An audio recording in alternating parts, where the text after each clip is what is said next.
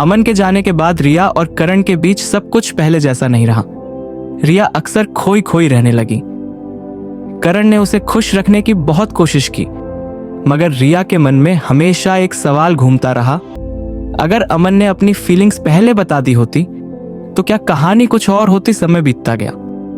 रिया और करण का रिश्ता धीरे धीरे कमजोर पड़ने लगा। दोनों ने कोशिश तो की, लेकिन वो प्यार कहीं खो चुका था। कुछ सालों बाद एक दिन करण ने खुद ही रिया से कहा, शायद हम साथ तो हैं लेकिन खुश नहीं। अगर हम दोनों को अपनी जिंदगी की नई शुरुआत करनी है तो हमें अलग होना होगा। रिया जानती थी कि करण सही कह रहा है। उसने सिर हिलाया और दोनों अलग हो गए। कुछ साल बाद एक कॉरपोरेट इवेंट में रिया की मुलाकात एक पुराने परिचित से हुई। अमन वह अब पहले से ज्यादा मैच्योर और आत्मविश्वासी दिख रहा था। रिया को देखकर वह मुस्कुराया, लेकिन उसकी आंखों में अब वो पुरानी चमक नहीं थी। रिया ने हल्के से कहा, तुमने बिना कुछ कहे ही चले जाने का फैसला क्यों लिया था?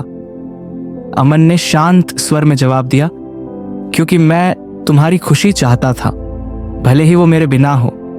लेकिन शायद मैंने गलत समझा था। दोनों के बीच एक अजीब सी खामोशी थी, लेकिन इस बार रिया ने पहल की। उसने कहा, क्या हम अपनी कहानी को फिर से लिख सकते हैं?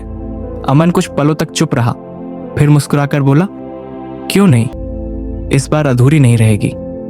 और इस तरह सालों बाद एक प्यार जो कभी अधूरा रह गया था फिर से अपनी जगह ढूंढने लगा। शायद इस बार सही वक्त आ चुका था